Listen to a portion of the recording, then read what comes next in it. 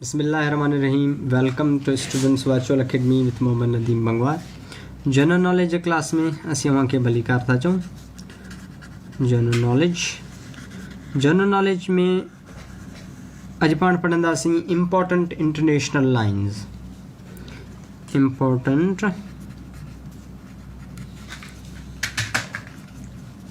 International airlines. हाँ, important international airlines छा हूंदा आहिनि? पहिरीं ॻाल्हि त एयरलाइंस आहिनि उन्हनि खे डिफाइन करे वठूं। जेके इम्पोर्टेंट इंटरनेशनल एयरलाइंस आहिनि जो मक़सदु छा आहे। हाणे जेके इंटरनेशनल एयरलाइंस आहिनि असल में ये मुख़्तलिफ़ मुल्कनि जा जेके बि इंटरनेशनल पंहिंजो फ्लाइट सर्विसिस हूंदा आहिनि। मिसाल तौरु पाकिस्तान वटि PIA आहे ऐं इन खां अलावा न्यूज़ीलैंड वटि फ्रीडम एयर आहे, अफ़गानिस्तान वटि आर्यन आहे। अहिड़े नमूने सां हुननि वटि डोमेस्टिक ऐं इंटरनेशनली फ़्लाइट सिस्टम्स हूंदा आहिनि, फ़्लाइट सर्विसिस हूंदा आहिनि जेके मुख़्तलिफ़ पैसेंजर्स खे हिकिड़े मुल्क खां ॿिए मुल्क ट्रांसफ़र करण जे कमु ईंदा आहिनि ऐं इहे डेली बेसिस ते ऑलमोस्ट थींदा आहिनि। ऐं हिते पाण जेकॾहिं तव्हां नोट कयो हूंदो त तव्हां हर मुल्क जो जंहिंजो बि पंहिंजो एयरलाइन हूंदो आहे उनजे यानी उन्हनि जे जेको जहाज़ जा हिकिड़ा ख़ासि हूंदा आहिनि। हूअं त सभई जहाज़ मोस्टली तव्हांखे सिमिलर ॾिसण में ईंदा, लेकिन उन्हनि ते ख़ासि क़िस्म जा नाला लिखियलु हूंदा आहिनि ऐं उन्हनि जो लोगो डिज़ाइन थियलु हूंदो आहे। त इन्हनि जो जेको मक़सदु हूंदो आहे त यानी उहो हिकिड़े मुल्क खे रिप्रेज़ेंट पिया कनि था। हे जहाज़ आहे, हे फ़लाणे मुल्क सां जो रिलेशन आहे ऐं हे जेको आहे फ़लाणे इलाइक़े खां फ़लाणे इलाइक़े ताईं जेको आहे हिन जी रूट आहे। अहिड़े नमूने सां उहो ऑलमोस्ट पूरे दुनिया में मुख़्तलिफ़ जायुनि ते उहे जेके हलंदा रहंदा आहिनि, यानी उनजी फ़्लाइट सर्विसिस बहाल रहंदी आहे। हा, कॾहिं कॾहिं ईअं थी वेंदो आहे त के जेके एयरलाइंस आहिनि उहे पंहिंजे पाण खे रिस्ट्रिक्ट करे छॾींदा आहिनि ख़ासि एरियाज़ ताईं, त उहा अलॻि ॻाल्हि आहे। या कॾहिं कॾहिं ईअं थींदो आहे त कुझु जेके एयरलाइंस आहिनि उन्हनि ते मुख़्तलिफ़ मुल्क पाण पाबंदी हणी छॾींदा आहिनि। पोइ उन्हनि जे सर्विसिस जे करे या उन्हनि जी ड्यूरेबिलिटी जे करे कंहिं बि हिसाब सां उन्हनि जे फंक्शनैलिटी जे करे उन्हनि ते बैन हणी वेंदो आहे। फ़लाणा जेके एयरलाइंस आहिनि उहे असांजे इलाइक़नि में परवाज़ न कनि। परवाज़ करण जो मक़सदु आहे त असांजा जेके एयरपोर्ट्स आहिनि उन्हनि ते उहो न अचनि, छो त उन्हनि जो जेके सर्विसिस आहिनि उहे एतिरा ज़बरदस्त न आहिनि। ऐं उन खां अलावा हुननि जो जेको डोमेस्टिक जेको सेटअप आहे उन ते बि असर अंदाज़ थो, इन जे करे इन्हनि खे बैन कयो वेंदो आहे, रोकियो वेंदो आहे। यानी इंटरनेशनल एयरलाइंस जो मक़सदु इहो हूंदो आहे त मुख़्तलिफ़ मुल्कनि वटि पंहिंजा इम्पोर्टेंट एयर सर्विसिस आहिनि, यानी फ़्लाइट सर्विसिस आहिनि जेके मुख़्तलिफ़ इलाइक़नि में हो यूज़ कंदा आहिनि, स्पेशली पैसेंजर्स जे लाइ। हा, कॾहिं कॾहिं कार्गो जे लाइ बि इस्तेमालु कया वेंदा आहिनि, सही आहे। लेकिन कार्गो मोस्टली जेको बि हूंदो आहे उहो शिप्स जे थ्रू, जेको पाण सीपोर्ट्स पढ़ी आहियूं त उते उन्हनि जो सिस्टम हलंदो आहे। ठीकु आहे। त इंटरनेशनल एयरलाइंस, हाणे जेके इम्पोर्टेंट इंटरनेशनल एयरलाइंस आहिनि उन्हनि खे पाण जेको आहे सॉर्ट आउट था करियूं, उन्हनि खे पाण डिस्कस था करियूं ऐं कहिड़ा कहिड़ा आहिनि, कहिड़नि कहिड़नि मुल्कनि जा आहिनि। सभिनी खां पहिरियां पाण था ॾिसूं इंडोनेशिया खे। इंडोनेशिया में जेके ॾिसे त इंडोनेशिया वटि कहिड़ो इम्पोर्टेंट इंटरनेशनल एयरलाइन आहे ऐं जेको मुख़्तलिफ़ एग्ज़ाम पॉइंट ऑफ व्यू सां अचे बि सही त एग्ज़ाम्स में पुछियो बि वञे त उहा आहे गरुदा एयरलाइंस।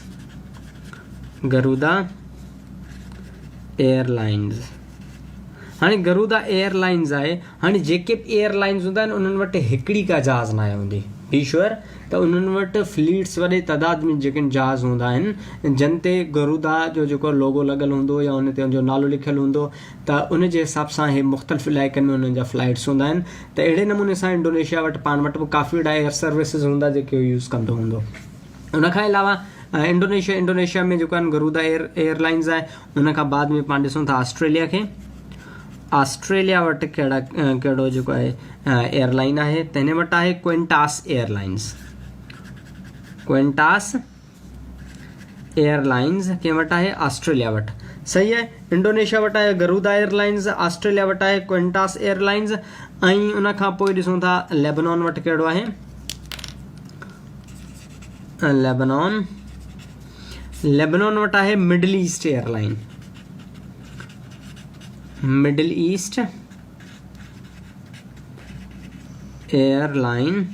सही है। तव्हां सभिनी खे ख़बर आहे त लेबनॉन खे असीं पढ़ी त इहो जेको land of milk and honey आहे। उन खां अलावा असांजो कैपिटल पढ़ियो त लेबनॉन आहे, बेरूत इन जो कैपिटल आहे। सही आहे। ऐं LB पाउंड असांजो लेबनॉन त LB आहे त पाउंड इन जे हिसाब सां असां वटि हिकिड़ो फार्मूलो बि हुयो त लेबनॉन खे जेकॾहिं ॾिसूं था त लेबनॉन वटि जेका इंटरनेशनल फ्लाइट मैकेनिज़म आहे त उहो आहे मिडल ईस्ट एयरलाइंस जे थ्रू। सही आहे। त हुन वटि इहा पर्सनल यानी ईअं करिजे त हुनजे जेको आहे नेशनल एयरलाइन आहे जेका इंटरनेशनली मुख़्तलिफ़ इलाइक़नि में जेका हिनजी फ्लाइट्स हूंदा आहिनि। उनखां पोइ ॾिसूं था त कहिड़ा जेके इम्पोर्टेंट एयरलाइंस आहिनि त हिननि में नेदरलैंड्स सां ॾिसी था वठूं। नेदरलैंड्स वटि जेको इम्पोर्टेंट एयरलाइन आहे इंटरनेशनल एयरलाइन उन में KLM शामिल आहे। सही आहे। KLM airlines. सही आहे। त इंडोनेशिया वटि आहे गरुदा एयरलाइंस, ऑस्ट्रेलिया वटि आहे क्वेंटास एयरलाइंस, लेबनॉन वटि आहे मिडल ईस्ट एयरलाइंस, नेदरलैंड्स वटि आहे KLM एयरलाइंस। इन खां पोइ पाण वटि नेक्स्ट आहे पाकिस्तान। हाणे पाकिस्तान में ॾिसे त पाकिस्तान में कहिड़ा कहिड़ा एयरलाइंस आहिनि। सही आहे। त पाकिस्तान वटि एरो एशिया आहे, एरो एशिया एयरलाइन। उन खां बाद में ॿियो हिन वटि आहे ब्लू एयरलाइंस,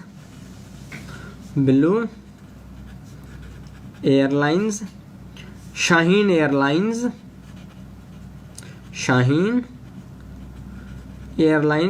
ऐं इन खां अलावा एडिशनली पाकिस्तान वटि जेको इंटरनेशनली जेको पूरे वर्ल्ड में जेको जिन सर्विसिस हूंदा आहिनि उहो आहे पाकिस्तान इंटरनेशनल एयरलाइन यानी PIA। सही आहे।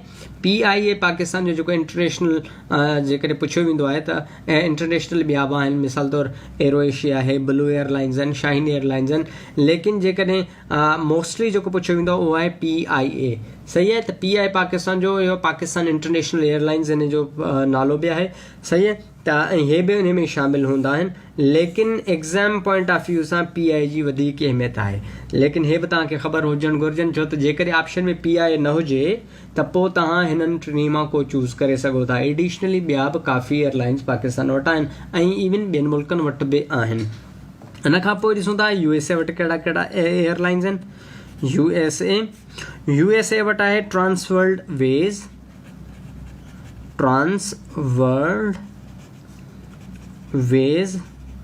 ऐं उन खां पोइ डेल्टा एयरलाइंस। तव्हां जॾहिं बि जेके हॉलीवुड जा मूवीज़ आहिनि उन्हनि खे तव्हां ॾिसंदो त तव्हांखे मोस्टली जेके आहिनि त डेल्टा एयरवेज़ जा तव्हांखे फ्लाइट्स ॾिसण में ईंदा। सही आहे। त डेल्टा एयरवेज़ मूवीज़ में तमामु घणो इस्तेमालु कंदा आहिनि USA जा यानी अमेरिकन्स। सम्झो त अहिड़े हिसाब सां अमेरिका वटि 2 इम्पोर्टेंट जेके एयरवेज़ आहिनि। इन खां अलावा बि काफ़ी एयरवेज़ बिल्कुलु USA वटि आहिनि, लेकिन एग्ज़ाम पॉइंट ऑफ व्यू सां मुख़्तलिफ़ बुक्स जे हिसाब सां त इहो जेको आहिनि मोस्टली जेके आहिनि जेके रिपीटेड क्वेश्चन्स आहिनि त अहिड़े क़िस्म जा इन्हनि ते ईंदा आहिनि। उन खां बाद में आहे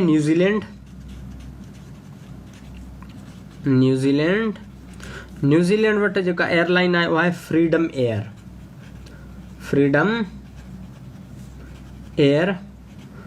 एयर कंहिं वटि आहे? फ्रीडम एयर आहे न्यूज़ीलैंड वटि। सही आहे। त न्यूज़ीलैंड वटि आहे फ्रीडम एयर, USA वटि आहे ट्रांसवर्ल्ड वेज ऐं डेल्टा एयरलाइंस। पाकिस्तान वटि आहे एरो एशिया एयरलाइंस ऐं ब्लू एयरलाइंस, शाहीन एयरलाइंस ऐं PIA। सही आहे। सभिनी खां मोस्ट इम्पोर्टेंट कहिड़ो आहे? PIA। सम्झो त इहो तक़रीबन क्वेश्चन्स में इहो पुछियो वेंदो आहे।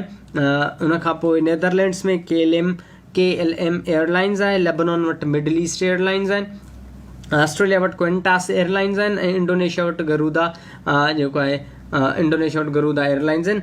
उन खां बाद में ॾिसूं था जेके नेक्स्ट एयरलाइंस आहिनि मुख़्तलिफ़ कंट्रीज़ जा, उन्हनि में अफ़गानिस्तान था ॾिसी वठूं।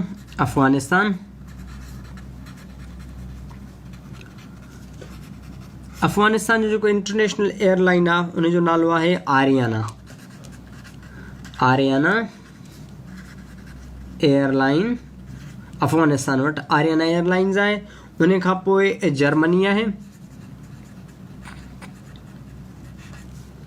जर्मनी वटि लुफ्थांसा एयरलाइन आहे। Lufthansa airline. ऐं जर्मनी जेको एयरलाइन आहे लुफ्थांसा, इहो मोस्ट रिपीटेड क्वेश्चन आहे मुख़्तलिफ़ एग्ज़ाम्स में, हे पुछियो वेंदो आहे त जर्मनी वटि कहिड़ो एयरलाइन आहे, या इहो पुछियो वेंदो लुफ्थांसा कहिड़े मुल्क जो एयरलाइन आहे, त इहो पुछियो वेंदो आहे। सही आहे। ऐं इंटरनेशनल एयरलाइंस आहिनि जेके पाण पढ़ूं पिया था। उन खां पोइ आहे रशिया। रशिया वटि कहिड़ा कहिड़ा एयरलाइंस आहिनि? रशिया वटि आहे यूराल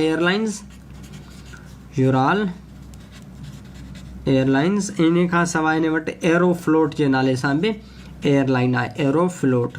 एडिशनली इन वटि ॿिया बि काफ़ी आहिनि, लेकिन वर्ल्ड वाइड ई मशहूरु आहिनि।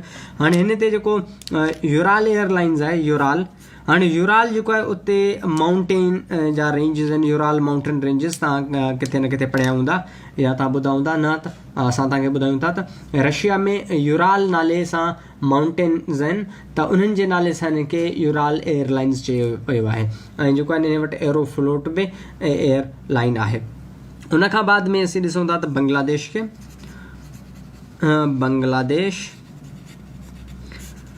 बांग्लादेश वटि आहे बैमान एयरलाइंस, हाणे बांग्लादेश वटि आहे बैमान एयरलाइंस। हाणे इन जो हिकिड़ो सिंपल ट्रिक आहे, तव्हांखे ॿुधाईंदा हलूं त बांग्लादेश असीं इहो चयो बांग्लादेश जेको आहे हिकिड़ो बेईमान जेको माण्हू आहे, हिकिड़ो ईअं चवणु त न घुरिजे, लेकिन ट्रिक जे हिसाब सां असां इहो जनरेट था करे वठूं त बांग्लादेश हिकिड़ो बेईमान माण्हू आहे जेको पाकिस्तान खां डिवाइड थी अलॻि थी वियो आहे। हुननि पंहिंजो सेपरेट सिस्टम रखियो आहे, त हुन बेईमानी कई आहे कंहिंसां पाकिस्तान सां, त इन जे लाइ जो जेको एयरलाइंस आहे उहा बैमान आहे। ठीकु आहे, बैमान। सही आहे। एयरलाइंस कंहिं वटि आहे? बांग्लादेश वटि आहे। उन खां पोइ आहे हांगकांग। हांगकांग वटि आहे एयरलाइन जो आहे कैथी पैसिफिक एयरलाइन, कैथी पैसिफिक एयरलाइन कंहिं वटि आहे? हांगकांग वटि। सही आहे। इन खां बाद में असां वटि नेक्स्ट आयो आहे UAE।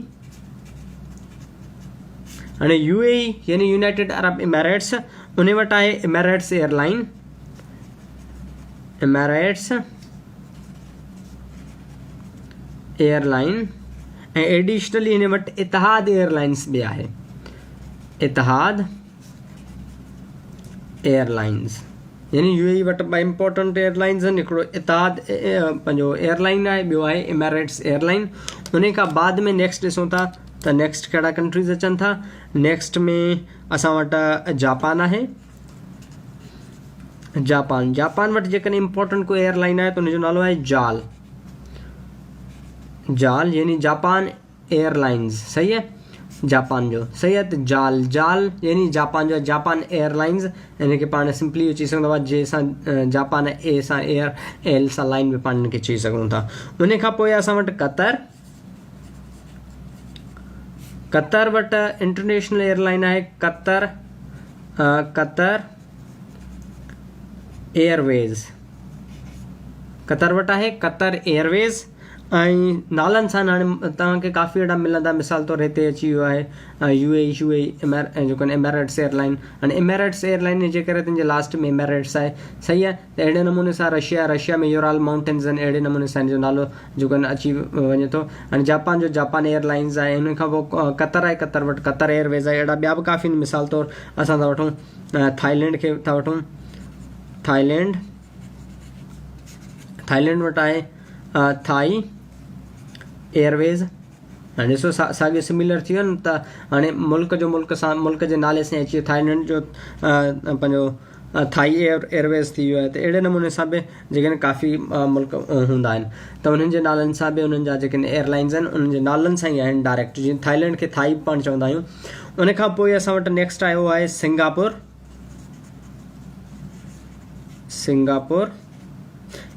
वटि आहे सिल्क एयरलाइन कंहिं वटि आहे? सिंगापुर वटि आहे सिल्क एयरलाइन। ऐं इन खां बाद में असां वटि नेक्स्ट आहे उहो आहे ईरान वटि इम्पोर्टेंट एयरलाइन आहे मोस्टली महान। सही आहे, त उहा ईरान हिकिड़ो महान मुल्क आहे, चवंदा आहिनि त उहा महान माण्हू आहे, महान शइ आहे। त अहिड़े नमूने सां ईरान जेको आहे न हिकिड़ो महान जेको आहे मुल्क आहे, इन जे हिसाब सां असां चवंदा हिते महान जेको आहे मुल्क आहे हिन जो तंहिंजे करे हिन जो नालो आहे महान एयरलाइंस। हाणे हिनखे यादि करण जो ट्रिक इहो आहे त पाण जीअं चवंदा आहियूं भाई महान माण्हू आहे, महान मुल्क आहे, त ईरान खे पाण ईअं चवंदा आहियूं त ईरान सभिनी खां पहिरियों पाकिस्तान खे रिकग्नाइज़ कयो, रिकग्निशन ॾिनी अथव। सही आहे त हिकिड़ो मुल्क आहे जंहिंजो नालो पाकिस्तान आहे, असां हुनखे रिकग्नाइज़ था करियूं, इंटरनेशनल रिकग्निशन्स थींदियूं आहिनि शयुनि जूं या मुल्कनि जूं। त अहिड़े हिसाब सां हुन हिसाब सां जेको आहे ईरान असांजे लाइ हिकिड़ो महान मुल्क आहे जंहिं असांखे रिकग्नाइज़ कयो, असांजी कंट्री खे रिकग्नाइज़ कयो इंटरनेशनली। हाणे हिकिड़े दफ़े रिपीट करियूं त पोइ अॻिते नेक्स्ट 2-3 रहनि था हुननि खे रिपीट करे वठंदासीं जेके इंपॉर्टेंट आहिनि। अफ़गानिस्तान आरियाना एयरलाइंस आहे, जर्मनी लुफ्थांसा एयरलाइन आहे, रशिया वटि यूराल एयरलाइंस आहिनि ऐं एरोफ्लोट एयरलाइन आहे। सही आहे। उन खां पोइ बांग्लादेश आहे, बांग्लादेश बैमान एयरलाइंस आहे, हांगकांग वटि कैथी पैसिफिक एयरलाइन आहे, UAE वटि एमिरेट्स एंड इतिहाद एयरलाइंस आहे, ऐं जापान वटि जाल एयरलाइंस आहे, ऐं कतर वटि कतर एयरवेज़ आहे, थाईलैंड वटि थाई एयरवेज़ आहे, सिंगापुर वटि सिल्क एयरलाइंस आहिनि, ऐं ईरान वटि महान एयरलाइंस। महान कीअं, छो त पाकिस्तान खे रिकग्नाइज़ कयो सभिनी खां पहिरियां ईरान। उन खां बाद में असां वटि आहे बेल्जियम। हाणे बेल्जियम में इम्पोर्टेंट एयरलाइन आहे सबीना एयरलाइन, सबीना एयरलाइंस।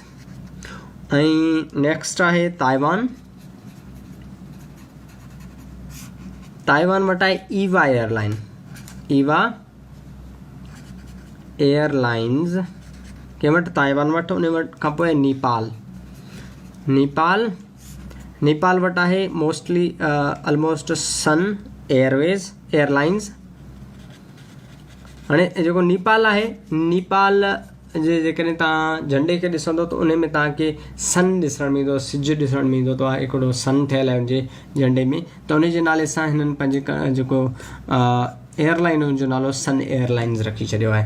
त हिननि खे हिकिड़ी दफ़े वरी तव्हांखे रिपीट कराईंदा हलूं ऐं ॿुधायूं त तव्हां हिन में क्वेश्चन्स कीअं ईंदा आहिनि, त उन जे हिसाब सां जीअं तव्हांखे परेशानी न थिए स्पेशली क्वेश्चन्स में।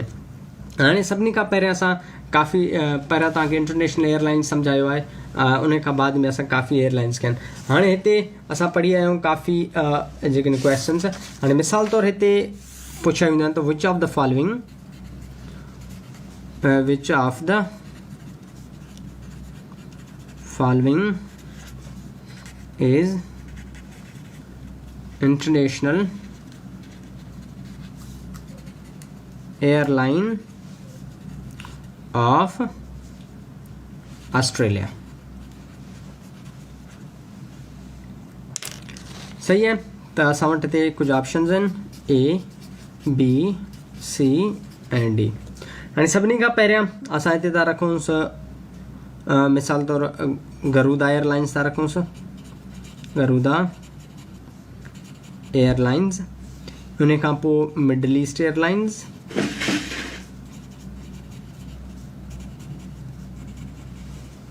ऐं उन खां पोइ एरोफ्लोट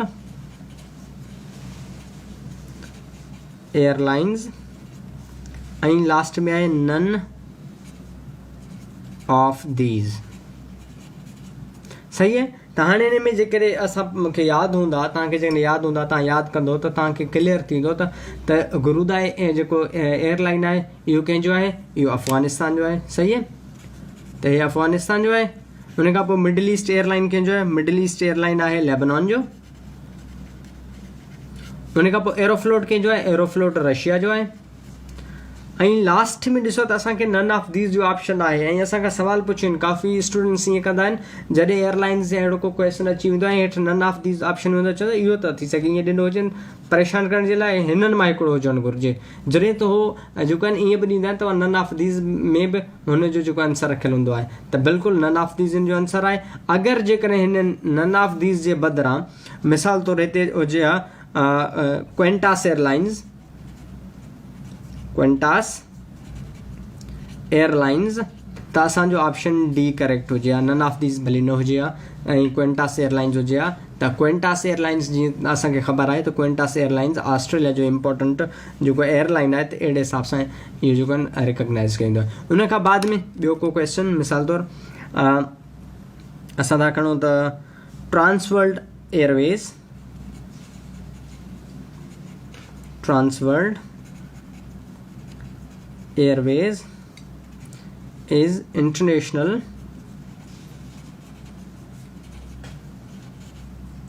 एयरलाइन ऑफ, हाणे हिते सवाल जो निशान कंहिंजो आहे, सही है, त असां वटि ऑप्शन आहिनि ए, बी, सी ऐं डी, सही है। त असां हिते था खणूं यूएई खे, यूएसए खे, कतर खे, उन खां अलावा असां ईरान खे था खणी छॾियूं। हाणे हिते ट्रांसवर्ल्ड एयरवेज जॾहिं मूं तव्हांखे पढ़ायो पियो त तव्हांखे उमेद आहे यादि हूंदो त जेको ट्रांसवर्ल्ड एयरवेज आहे उहो कंहिंजो आहे, यूएसए जो आहे, यानी असां वटि ऑप्शन बी करेक्ट आहे। यानी उहो सवाल ईअं पुछी सघे थो त इंटरनेशनल एयरलाइंस ऑस्ट्रेलिया जो कहिड़ो आहे, या असांखे इंटरनेशनल एयरलाइंस ॾेई करे ऐं असां खां कंट्री जो बि पुछी सघे थो। मोस्टली ईअं क्वेश्चन्स ईंदा आहिनि इंटरनेशनल एयरलाइंस जे हिसाब सां, सही आहे। त हाणे हिकिड़ी दफ़े मूंखे वरी रिपीट कराईंदा हलूं, छो त हे शयूं रिपीट करण सां यादि थींदियूं आहिनि, त हिननि जे लाइ के फार्मूला तमामु घटि असांखे मिलंदा आहिनि ऐं हिननि खे असांखे यादि करिणो हूंदो आहे रिपीट करे उन जे हिसाब सां। सभिनी खां पहिरियां असां वटि आहे इंडोनेशिया, इंडोनेशिया वटि आहे गुरुदा एयरलाइंस, ऑस्ट्रेलिया वटि आहे क्विंटास एयरलाइंस, लेबनान वटि आहे मिडल ईस्ट एयरलाइंस, नेदरलैंड्स वटि आहे KLM एयरलाइंस, पाकिस्तान वटि आहे arrow Asia airlines, blue airlines, उन खां पोइ शाहीन एयरलाइंस ऐं PIA यानी पाकिस्तान इंटरनेशनल एयरलाइंस। USA वटि आहे Trans World ways, Delta airlines, New Zealand वटि आहे फ्रीडम एयर, उन खां बाद में अफ़गानिस्तान वटि आहे आरियाना एयरलाइंस, जर्मनी वटि आहे लुफ्थांसा एयरलाइंस। ऐं इम्पोर्टेंट MCQ आहे ऐं तक़रीबन जेके बि एग्ज़ामिनर उन्हनि जे लाइ इहो जेको आहे मोस्ट इंट्रस्टेड जेको आहिनि उहो MCQs आहे, त ठीकु आहे ॾियणु घुरिजे। त हे जेको आहे न जर्मनी जो जेको आहिनि एयरलाइंस आहिनि इम्पोर्टेंट एयरलाइन आहे इन जे हिसाब सां। इहे जेको आहिनि मुख़्तलिफ़ एग्ज़ामिनर इनखे रखण जी कोशिशि कंदा आहिनि त जीअं इनखे रखियो वञे।